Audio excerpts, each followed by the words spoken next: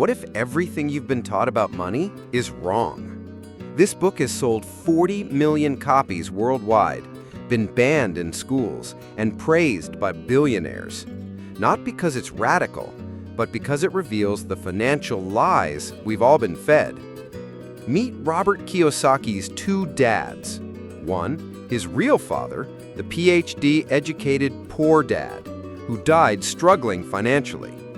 Two, his best friend's father, the 8th grade dropout, rich dad, who built an empire. Their opposite money lessons will make you question everything. Today, you'll discover the #1 difference between how rich and middle-class people see assets. It's not what you think. Why your house is not an investment and what to buy instead. The shocking truth about job security that schools won't teach you. Warning? This book will piss off accountants, frustrate employees, and just might free you from the rat race forever. Ready to unlearn everything? Let's dive in. All right, I'll tell you about a book that really shifted my perspective on money. Rich Dad, Poor Dad by Robert T. Kiyosaki. It's a personal finance book, but it's not like the typical advice you hear. Kiyosaki uses the story of his rich dad, his best friend's father, who didn't have much formal education but became very wealthy, and his poor dad, his own highly educated government employee who struggled financially. It's a fascinating way to show two completely conflicting viewpoints on money, education, and life. The core idea of the book. The book really hammers home the idea that financial education is way more important than just working hard for money. It aims to teach readers how to understand the crucial difference between assets and liabilities, build and accumulate income-generating assets, get their money to work for them instead of working for money their whole lives, overcome the psychological obstacles that stand in the way of financial success. Let's dive into some of the key lessons and concepts from the book. 1. Introduction. Two dads, two different perspectives. Kiyosaki essentially had two dads giving him advice. Poor dad, this was his biological father, a highly educated man with a PhD and multiple university degrees, all on full scholarships. He had a successful career in government, head of education for the state of Hawaii, but struggled financially his entire life and left behind debt when he passed away. Rich dad, this was his best friend's father, who never even finished 8th grade but became one of the wealthiest men in Hawaii, leaving tens of millions of dollars to his family in charities. These two men gave Kiyosaki completely different advice on money and life. For example, poor dad often said, "The love of money is the root of all evil." Rich dad said, "The lack of money is the root of all evil." Poor dad would say, "I can't afford it," which rich dad saw as a sign of mental laziness. Rich dad would force them to ask, "How can I afford it?" This pushed the brain to find solutions. Poor dad advised, "Study hard to get a good job at a good company." Rich dad advised, "Study hard to find a good company to buy." Having these conflicting viewpoints forced Kiyosaki to think and choose his own path, which he found much more valuable than simply accepting or rejecting one view. The book emphasizes that money isn't taught in schools, and most people learn about money from their parents, who often pass on poor or middle-class financial concepts. 2. Key lessons from Rich Dad. Lesson 1. The rich don't work for money. This is a big one. Poor and middle-class people work for money, while rich people have money work for them. Kiyosaki and his friend Mike's first attempt at making money involved melting lead from old toothpaste tubes to mint nickels, a highly illegal act, but Rich Dad saw their creativity and persistence. The lesson from 10 cents an hour. Rich Dad hired Kiyosaki and Mike to work in his convenience store for just 10 cents an hour, and later for nothing at all. This forced them to get creative and find ways to make money for themselves, like starting a comic book library. Rich Dad wanted them to understand that fear and greed, or desire, often drive most people to work for money, trapping them in a rat race of work, paycheck, bills. Money itself can't always solve the problems of fear and greed. Many rich people are still driven by the fear of losing the money they've accumulated. Financial ignorance is the root cause of this fear and greed. Rich people create money, not literally counterfeiting. Money is simply a concept or an illusion held together by belief and the ignorance of the masses. Lesson 2. Why learn financial literacy? It's not about how much money you make, but how much money you keep. Many lottery winners and professional athletes quickly lose their money due to a lack of financial literacy.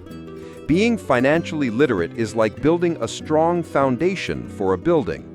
An asset is something that puts money in your pocket. A liability is something that takes money out of your pocket. Most people struggle financially because they buy liabilities, thinking they're assets. For example, a house for most people is a liability, not an asset, because money flows out of their pocket for mortgage, taxes, and maintenance. However, if you build income-generating assets to pay for the house, that's a different story. Wealth isn't measured by the amount of cash or property you own, but by how many days you can survive if you stopped working today, calculated by the cash flow from your assets covering your expenses. Rich people acquire assets. The poor only have expenses. The middle class buys liabilities they think are assets. Lesson 3. Mind your own business. Rich people focus on building their asset column, while others focus on their income column. Example: Ray Kroc, the founder of McDonald's, wasn't in the hamburger business, he was in the real estate business. Don't confuse your profession with your business. Your profession is what you work for money, but your business is building income-generating assets. True assets include businesses that don't require your physical presence, stocks, bonds, income-generating real estate, notes, debt instruments, royalties from intellectual property, and anything else that has value and generates income. True luxuries are rewards from investing in and developing real assets, not buying luxuries on credit to appear rich. Lesson 4. The history of taxes and the power of corporations. The Robin Hood concept, aiming to tax the rich to give to the poor, actually hurt the poor and middle class the most because taxes slowly expanded downwards to affect the middle class. The rich use corporations as legal instruments to reduce risk and tax burdens. Corporations can pay for various expenses like travel, cars, and meals with pre-tax dollars, which is the biggest tax loophole the rich use. Knowledge is power. If you work for money, you give that power to your employer. But if money works for you, you keep that power and control it. Financial IQ comprises 4 main skills: accounting, reading numbers; investing, making money make money; understanding markets, supply and demand; law, knowledge of corporate regulations and taxes. Lesson 5. The rich invent money. In the real world, those who get ahead aren't always the smartest, they're the bold ones. Financial genius requires both technical knowledge and courage. Too much fear suppresses genius. The world is changing rapidly, and financial literacy will help you survive and thrive. Failure is part of the process towards success. Those who avoid failure also avoid success. Money isn't real. It's simply what we agree it is. Our mind is the most powerful asset. If well trained, it can create massive wealth quickly.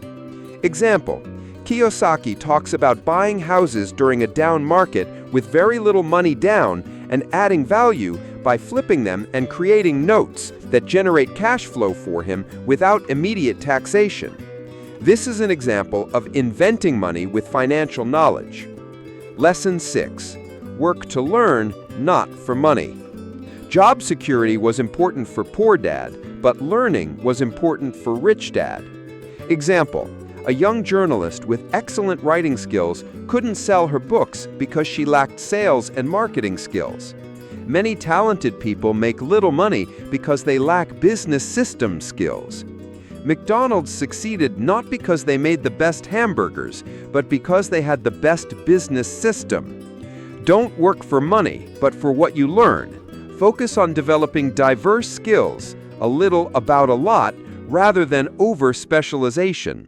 The most important management skills are managing cash flow, managing systems, and managing people. The most important specialized skill is sales and marketing, which helps overcome the fear of rejection. Give, and you shall receive. 3. Overcoming obstacles. There are 5 main obstacles that prevent even financially literate people from building assets. Fear. The fear of losing money is real. Winners are those who are not afraid to lose. Failure inspires winners.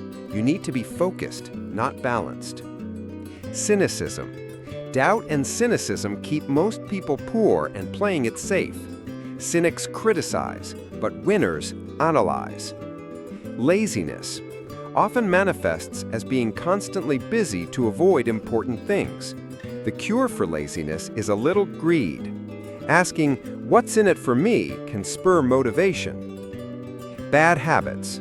Your spending habits dictate your life.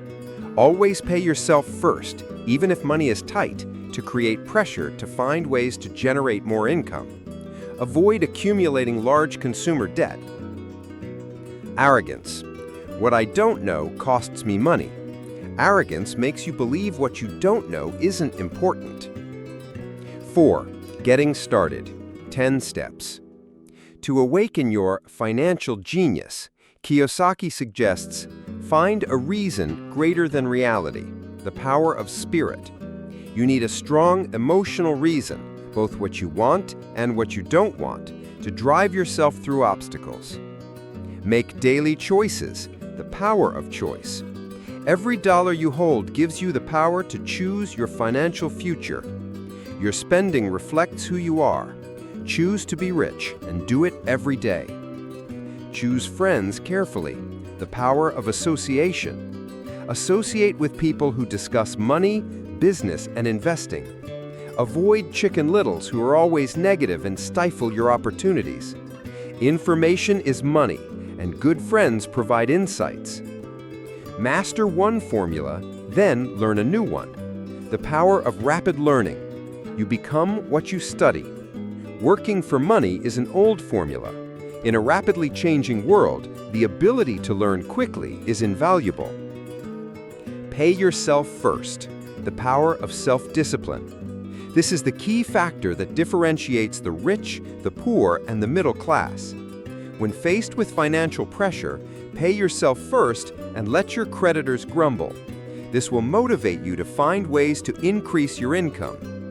Avoid accumulating large consumer debt. Arrogance.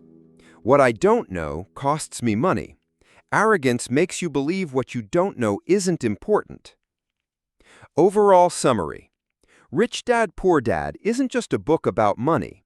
It's a book that challenges conventional thinking about life, work, and success.